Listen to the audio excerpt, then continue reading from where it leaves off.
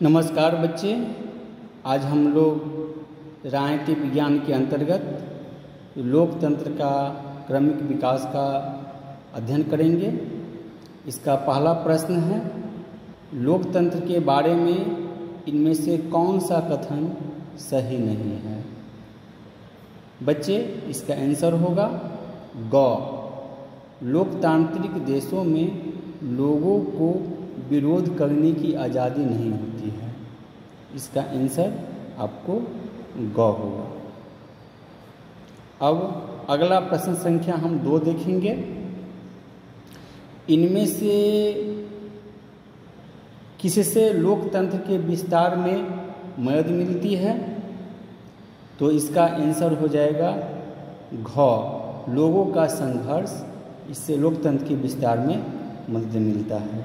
प्रश्न संख्या 3 में लिखा हुआ है, इनमें से कौन सा कथन सही है? तो इसका आंसर ग होगा।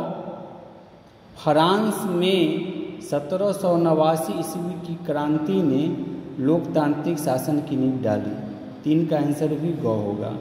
अब हम लोग चलते हैं प्रश्न संख्या 4 में लिखा हुआ है,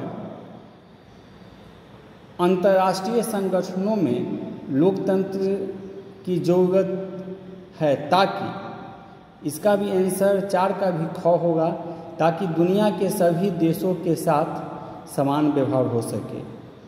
क्वेश्चन नंबर 5 है, इसमें लिखा हुआ, इनमें से लोकतंत्र के विस्तार में मदद नहीं मिलता। इसका आंसर 5 का ख होगा। विदेशी शासन द्वारा आक्रमण। तो विदेशी शासन द्वारा आक्रमण, हम जानते हैं कि जब विदेशी शासन का आक्रमण होगा तो इससे लोकतंत्र की विस्तार में मदद नहीं मिलेगी।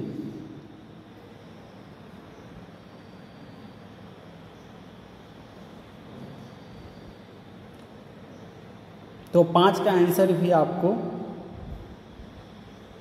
ख होगा।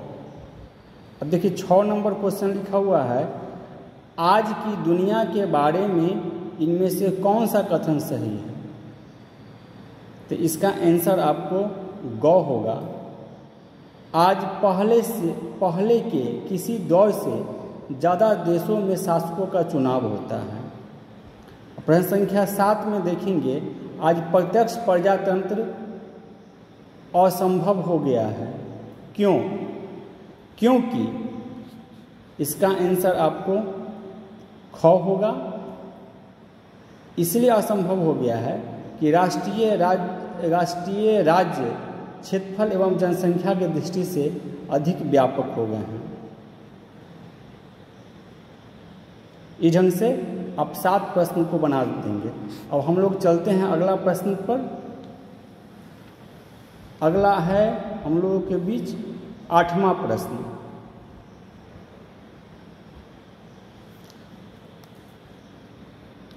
8वां प्रश्न में है, प्रजातंत्र में अंतिम सत्ता या शक्ति किसके हाथों में केंद्रित होती है? तो इसका आंसर होगा जनता। प्रजातंत्र में अंतिम सत्ता या शक्ति जनता के हाथ में केंद्रित होता है। अब प्रश्न संख्या 9 में है, आधुनिक प्रजातंत्र को किस रूप में जाना जाता है? इसका आंसर ग होगा। आधुनिक प्रजातंत्र को हम प्रातिनिधिक प्रजातंत्र के रूप में जानते हैं। 9 का आंसर आपको ग होगा।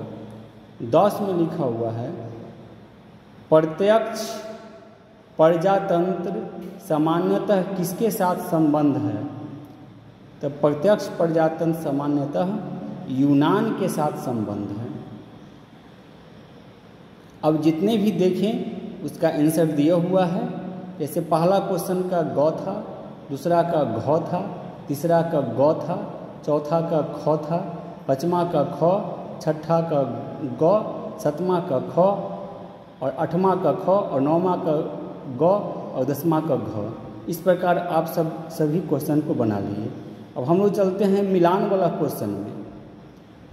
इसमें लिखा हुआ है पहला जो है लिच्छवी, तो पहला का ऑप्शन हो जाएगा आपको 3। लिच्छवी जो है प्राचीन भारत में लोकतांत्रिक शासन वाला गणराज्य था। दूसरा है नेपाल, नेपाल का हो जाएगा 4। अर्थात 4 में है राजा ने अपने अधिकार छोड़ने पर सहमति दी थी, यह नेपाल में हुआ था। और गौ का पाकिस्तान है, पाकिस्तान गौ का होगा 1। सैनिक तानाशाह की समाप्ति, पाकिस्तान में सैनिक शासन पहले था, जैसा कि हम जानते हैं कि परवेज मुशर्रफ वह सैनिक शासक ही था। तो गौ का आंसर पहला हो जाएगा। और घ में है घाना, तो घाना का 2 होगा, जैसे कि 2 में है ब्रिटिश औपनिवेशिक शासन से आज़ादी मिल गया घाना का, नीचे लिखा हुआ भी है। अब हम लोग फिल इन दी ब्लैंक्स को देखेंगे। इसमें भी आपको दिया हुआ है, जैसे कि है डैश का प्रत्यक्ष, डैश का अध्यक्ष हमेशा अमेरिकन नागरिक रहा है, तो इसका होगा पहला में भराएगा विश्व बैंक। फिर दूसरा है डैश में अस्थायी सदस्यों की संख्या 5 है, तो इसमें 2 का होगा सुरक्षा परिषद। हम जानते हैं कि सुरक्षा परिषद में अस्थायी सदस्य संख्या 5 है। फिर 3 में है सोवियत संघ का विघटन कब हुआ, डैश में हुआ, तो इसका होगा डैश में होगा 3 का होगा 1991 में हुआ। 4 में है अंतर्राष्ट्रीय मुद्रा कोष की सदस्य की संख्या डैश है, तो देखिए अंतर्राष्ट्रीय मुद्रा कोष की सदस्य संख्या जो है 173 है, डैश के जगह पर 173 लिख देंगे। अगला 5 नंबर क्वेश्चन है घाना के राष्ट्रपति एना क्रूमा का तख्ता पलट कब हुआ, इसका आंसर हो गया 1966। अब लघुत्तरीय प्रश्न है।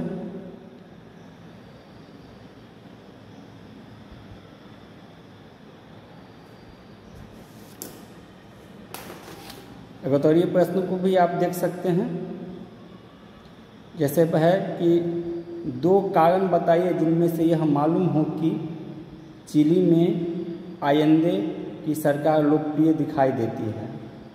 ये 2 कारण हैं। पहला है आयंदे सरकार ने उन विदेशी ताकतों को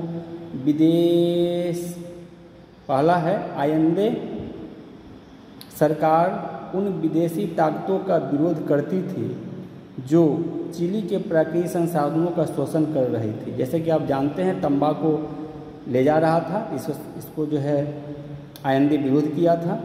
दूसरा इसका होगा उसकी सरकार अमीरों का भी विरोध कर रही थी जो गरीब के हितों को अनदेखी करते थे। इसमें आप जानते हैं कि ये गरीबों में जो है बच्चे को मुफ्त में दूध बंटवाया था और भूमिहीन किसानों को जो है ज़मीन देने का भी काम किया था।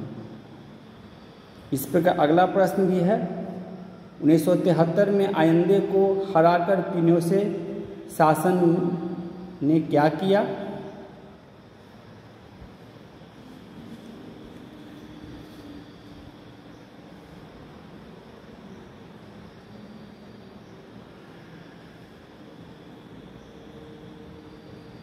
देखिए इसका आंसर 1973 में आयंदे पिनोशे सरकार ने जनसाधारण पर अत्याचार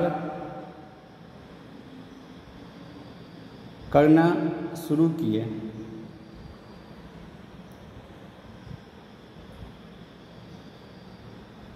विशेष रूप से उन पर जो आयंदे का समर्थन करते थे। दूसरा, पिनोशे सैनिकों ने लगभग 2000 व्यक्तियों को मार दिया और 1000 लापता हो गए। इस प्रकार। और तीसरा प्रश्न है, लोगों से सभी स्वतंत्रताएं व अधिकार छीन लिए गए। तीसरा प्रश्न यह है, 1980 में पोलैंड में कौन शासन करता था?